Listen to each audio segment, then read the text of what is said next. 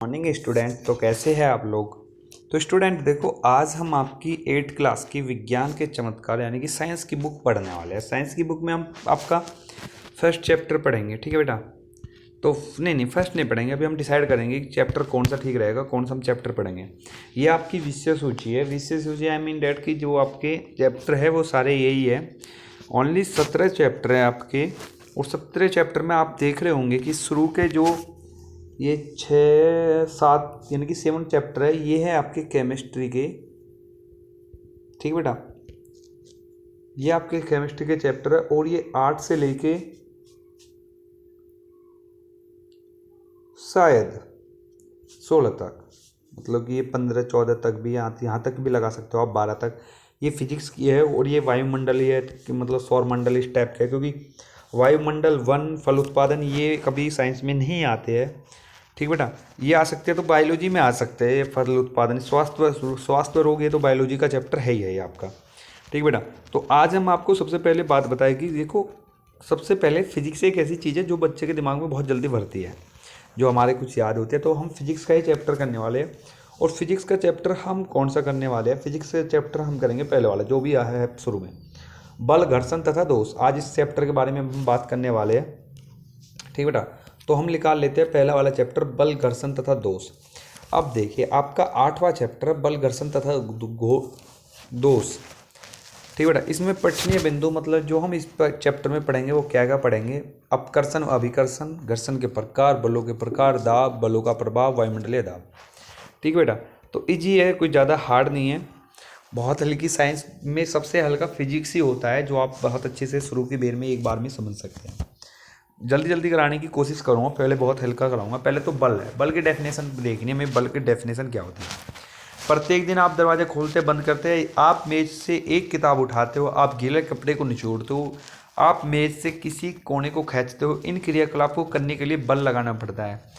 यदि आप किसी वस्तु को खींचते हैं और यदि वह वस्तु दृढ़तापूर्ण बंधी नहीं है तो वह गति करेगी, अतः सभी बल वस्तु की गति में परिवर्तन कर देते हैं। बेटा बल क्या है, बल आई मीन डेट, बल ये चीज़ है कि जैसे हमने कोई वस्तु उठाई, मतलब हमने अपना फ़ोन उठाया, और जैसे हमने फ़ोन उठाया अपना, तो इसमें एक बल लगाया, हमने फोर्स लगाया, ठीक बेटा। अब ये फोर्स क्या है, ये ही तो फोर्स हमारा बल है, जो हमने इसमें एनर्जी लगाई, जो हमने ताकत लगाई उठाने के लिए, ये हमने इसमें बल लगाया। हमारी एक गाड़ी खड़ी है, ठीक बेटा। अब हम उस गाड़ी को पुश करते हैं, मतलब उस गाड़ी को धक्का देते हैं, वो गाड़ी डिग जाती है, मतलब कि चल देती है। तो वो हमने वहाँ पे क्या लगाया, हमने वहाँ पे बल लगाया, समझ गए बेटा। तो हमने वहाँ पे बल लगा दिया। तो अब आप देखिए, अब हम क्या करते हैं, तो ये जो बल है ये यहाँ पे दो बता रखे हैं, अपकर्षण या अभिकर्षण। अपकर्षण क्या होता है, अभिकर्षण क्या होता है। वह बल जो वस्तु को ऊर्जा देके उसकी गति आरंभ कर दे, अपकर्षण बल, तथा वह बल जो वस्तु को ऊर्जा देके उसकी गति रोक दे या अथवा गति में परिवर्तन कर दे, अभिकर्षण बल कहलाता है। बेटा अपकर्षण बल क्या है, मानो हमने किसी गाड़ी को धक्का दिया और वो गाड़ी चल दी, वो अपकर्षण बल है। और जो अभिकर्षण बल है वो क्या है, वो अभिकर्षण बल वो है हमने उस गाड़ी को आगे से पकड़ा और उसे रोकने का प्रयास किया, या तो वो रुक गई या रुकी भी नहीं तो उसकी गति धीमी हो गई, तो वो अभिकर्षण बल है। अपकर्षण अभिकर्षण बल होता है किसी बल के यानी कि किसी के गति के विरुद्ध जो बल लगा रहे हैं हम। अब बेटा दो बल की इकाई है, अगला आपका पॉइंट है बल की इकाई क्या है। बल की इकाई देखो बेटा, बल की इकाई जो होता है वो न्यूटन होती है, बल की जो हम इकाई बोलते हैं वो न्यूटन है। तो पहले हम पढ़ते हैं बल, वैज्ञानिक बल को न्यूटन से नापते हैं, ठीक बेटा। क्योंकि इसकी खोज बेटा किसने करी थी, न्यूटन ने करी थी, जो कि एक मीटर इकाई है। एक बल किसी वस्तु की गति को एक ही प्रकार से या अन्य प्रकार से प्रभावित करता है। एक न्यूटन बल का मापन अपकर्षण अथवा अभिकर्षण द्वारा एक दिए गए द्रव्यमान की वस्तु में परिवर्तन के पदों में करता है। बेटा न्यूटन के बारे में पढ़ो और बातें छोड़ो। न्यूटन क्या कह रहा है कि एक न्यूटन बल वह बल है जो 1 किलोग्राम द्रव्यमान की किसी वस्तु की चाल में 1 मीटर प्रति सेकंड का परिवर्तन कर देता है। इस प्रकार न्यूटन में बल वस्तु के द्रव्यमान तथा उसकी चाल के परिवर्तन के गुणनफल के अनुक्रमानुपात गुणनफल के बराबर होता है। बेटा ये जो चीज़ है ना, ये कि इस प्रकार न्यूटन में बल देखिए यहाँ पे जो डेफिनेशन है ये छोटी सी, वस्तु के द्रव्यमान तथा उसकी चाल के में परिवर्तन के गुणनफल के बराबर होता है। क्या होता है, न्यूटन में बल, मतलब 1 न्यूटन में कितना बल होता है। ठीक है, अब क्योंकि हमने पढ़ी थी कि बल की इकाई क्या है, न्यूटन है। अब बेटा बताओगे कि बल की इकाई तो न्यूटन है, पर इसे नापेंगे कैसे। 1 न्यूटन बल हम बोलेंगे किसे, 1 यूनिट को हम क्या बोलते हैं, 1 यूनिट जो हम बिजली नापते हैं बेटा उसकी यूनिट होती है। उसको नापने के लिए जो हम यूज करते हैं वो करते हैं यूनिट। ठीक है, जो हम घर में बिजली यूज करते हैं वो यूनिट में नपती है। हमारे यहाँ पे 4 रुपये कुछ पैसा यूनिट है। ठीक है, अब बेटा ये यूनिट होती कैसे है, मतलब कि हम एक बल्ब को, एक जो बल्ब है हमारा जो आप देख रहे होगे जो 100 वाट का होता है, हम उस बल्ब को, एक बल्ब को यदि 10 घंटे चलाते हैं तो 1 यूनिट बिजली खर्च होती है। समझ गए ना बेटा क्या कह रहा हूँ मैं। यदि हम एक बल्ब को जो 100 वाट का है उसे 10 घंटे जलाते हैं तो 1 यूनिट बिजली खर्च होती है, 1 यूनिट बिजली खर्च होती है। अब 1 यूनिट बिजली यानी कि 4 रुपये, ये तो बात तुम छोड़ो। तो बेटा आप समझ गए होंगे कि जैसे ऐसी ये न्यूटन है, न्यूटन में क्या कह रहा है कि 1 किलोग्राम द्रव्यमान की कोई वस्तु है। ठीक है बेटा, उसकी चाल में 1 किलोग्राम की द्रव्यमान की वस्तु में उसकी जो चाल है, उसकी चाल में 1 मीटर प्रति सेकंड का परिवर्तन करता है। यानी कि 1 न्यूटन बल वो है, एक देखो 1 न्यूटन बल वो है जो 1 किलोग्राम की वस्तु में 1 मीटर प्रति सेकंड की चाल का परिवर्तन करता है। तो वो क्या है, वो 1 न्यूटन बल है। ठीक है बेटा, अब आप देखिए कि यहाँ पे क्या बता रखा है हमें कि इस प्रकार जो न्यूटन में बल है वो वस्तु के द्रव्यमान उसकी चाल के परिवर्तन के गुणनफल के बराबर होता है। यानी कि वस्तु में जो द्रव्यमान है, मतलब जो वस्तु का द्रव्यमान है गुना उसकी चाल में परिवर्तन, मतलब कि उसकी स्पीड में जो चेंज हो रहा है उसके गुणनफल के बराबर होता है। क्या होता है, 1 न्यूटन बल।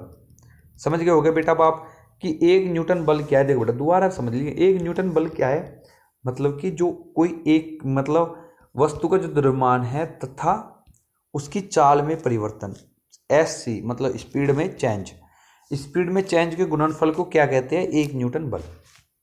समझ गए बेटा, बड़ा इजी है चीज़, आप समझ गए होगे।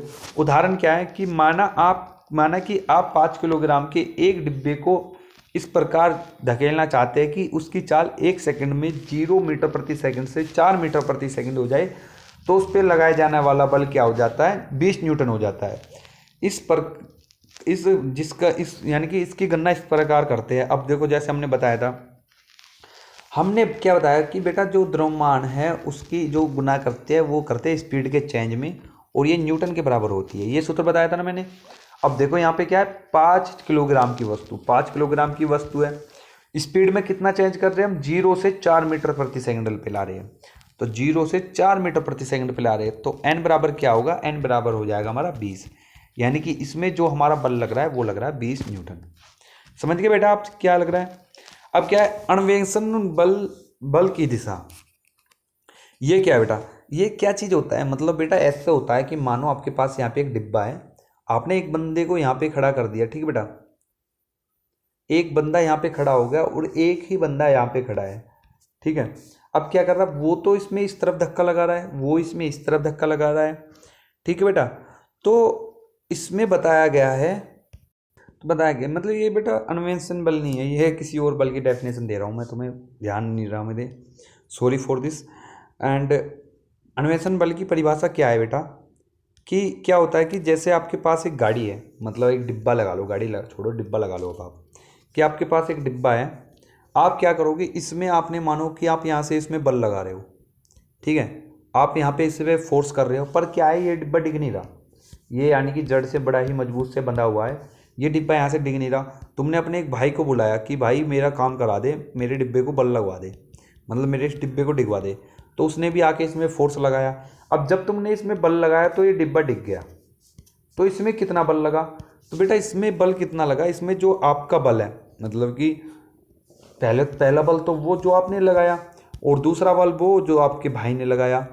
तो मतलब कि कहने वाली बात यह है, जो ये डेफिनेशन है अन्वेषण बल की दिशा, ये क्या है कि जब हम दो बलों को एक ही दिशा में लगाते हैं, मतलब दो बल को एक ही दिशा में लगाते हैं, तो उनका जो कुल बल होता है वो इन दोनों के बल के योग के बराबर होता है। मतलब कि जो हमने ये जो बल लगाया दोनों में, ये इसके योग के बराबर होगा। अब जैसे कि हम आपको बता दें कि चलो तुमने 4 अमरूद एक जगह से उठाए और तुम्हारे भाई ने 4 अमरूद एक जगह से उठाए, तो तुमने टोटल कितने अमरूद उठाए? 8 अमरूद। कैसे पता किया? दोनों को जोड़ दिया। ऐसे यहाँ पर है, यहाँ पर क्या है कि एक ने मानो 20 न्यूटन बल लगाया और दूसरे ने 30 न्यूटन बल लगाया, तो यानी कि कुल कितना बल लगा? कुल बल लगा 50 न्यूटन।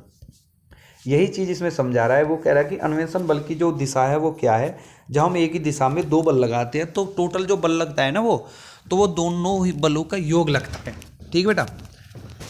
अब इस चलो तो ये देखिए, 2 व्यक्ति एक ही दिशा में बल लगाते हुए, तो दोनों 2 बलों का एक दूसरे के साथ संयोजन हो जाता है, तो दोनों बलों को जोड़ देते हैं, जैसे यहाँ पे जुड़ रहा है। ठीक है, पढ़ना चाहो तो इस टॉपिक को पढ़ सकते हो आप। कल्पना कीजिए कि यदि आप किसी एक कार्य करना बंद कर देती है, आपकी कार कार्य करना बंद कर देती है और मानो वो सड़क पे खड़ी है, इसके मानो तुमने उससे बल लगाया पर वो गति नहीं कर रही, मतलब वो डिग नहीं रही, तो तुमने किसी और व्यक्ति को बुलाया कि भाई इसमें बल लगा दे। इस प्रकार मतलब 2 बल एक ही दिशा में लगते हैं, तो अन्य शब्दों में एक बल एक साथ संयोजित हो जाते हैं, मतलब बल एक साथ मिल जाते हैं। संयोजित मतलब मिल जाते हैं, इसलिए कार पर लगा कुल बल व्यक्तिगत बलों के बराबर होता है। ठीक बेटा, यही तो हमने बताया था। हम इसका जो नेक्स्ट चीज़ है, मतलब नेक्स्ट चैप्टर है, वो देखते हैं। नेक्स्ट टॉपिक है, नेक्स्ट टॉपिक में क्या बताया, यदि पास से गुजरने वाले व्यक्ति कार को उल्टी दिशा में बल लगाता है, तो दोनों बल विभिन्न प्रकार से संयोजित हो जाते हैं। इस स्थिति में कार नहीं हिलेगी। मतलब कि वही वाली बात जो मैंने शुरू में समझा रहा था ना बेटा आपको, कि मतलब 2 बंदे हैं, एक इधर से बल लगा रहा है और एक इधर से बल लगा रहा है, तो मतलब यदि दोनों ही व्यक्ति किसी एक ही गाड़ी में दोनों एक तरफ से बल लगाएंगे तो वो गाड़ी नहीं हिलेगी। पर यदि लगने वाला एक बल अधिक हो तो कार बल लगने वाले की दिशा में, मतलब कि अब आप बताओ कि यहाँ पे एक डिब्बा रखा है, तुमने यहाँ से 30 न्यूटन बल लगाया किसी वस्तु में, 30 न्यूटन बल लगाया, और यहाँ पे जो दूसरे वाला डिब्बा व्यक्ति है वो इसमें 20 न्यूटन बल लगा रहा है, तो ये डिब्बा किस तरफ जाएगा? इस तरफ जाएगा, मतलब ज़्यादा से कम की तरफ जाएगा। तो यही बात हमें इसमें समझा रहा है। वो क्या कह रहा है, यदि लगने वाला बल एक दिशा में अधिक होता है तो कार ज़्यादा बल लगाने वाले की दिशा को में थोड़ा सा गति करेगी। याद रहे, इस प्रक्रम में कार पे लगाया गया बल दोनों बल के बीच के अनुक्रमानुपाती, मतलब बीच के अंतर के बराबर होता है। मानो कि एक ने क्या करा, एक ने 30 न्यूटन बल लगाया, दूसरे ने 20 न्यूटन बल लगाया, तो गाड़ी पे मतलब टोटल बल गाड़ी पे कितना लगा? टोटल बल लगेगा बेटा 10 न्यूटन। इन दोनों का अंतर 30 माइनस 10 न्यूटन, 30 माइनस 20 न्यूटन, यानी कि टोटल बल लगेगा बेटा 10 न्यूटन। समझ रहे हो ना? पर यदि ध्यान रखो बेटा, जब हमने शुरू में क्या पढ़ा था कि एक गाड़ी है, एक गाड़ी में 2 बंदे इस तरह बल लगा रहे हैं तो उनका बल जुड़ जाता है, एक ही दिशा में लग रहा है। पर यदि बल विपरीत दिशा में लग रहा है तो बल घट जाता है। ठीक है बेटा, समझ गए? देखिए यहाँ पे लिख रहा है कि विपरीत दिशाओं में लगने वाला बल, मतलब ये विपरीत दिशाओं में बल लगा रहे हैं, और ये कह रहा है कि दोनों बल विभिन्न प्रकार से संयोजित कार नहीं हिलेगी, मतलब एक बल इधर को लग रहा है, एक बल इधर को लग रहा है। पर यदि ये वाला बल ज़्यादा है, ये वाला बल कम है, तो गाड़ी किस तरफ जाएगी? इस तरफ जाएगी। तो स्टूडेंट आप समझ गए होंगे, मतलब पहली क्लास है, आप नेक्स्ट क्लास में आए हो, आपने रेस्ट भी बहुत ले लिया है पढ़ाई से, ऐसा नहीं कि तुम पहली बार में समझ जाओगे। ठीक है बेटा, तो ईजिली इसे समझिए, 1-2 बार वीडियो देखिए। यदि समझ में नहीं आती है तो स्कूल खुलने के बाद हम दोबारा से इस चैप्टर को करा देंगे बड़ी अच्छी तरीके से। तो I think that you are understand. Okay dear student, see you again next video.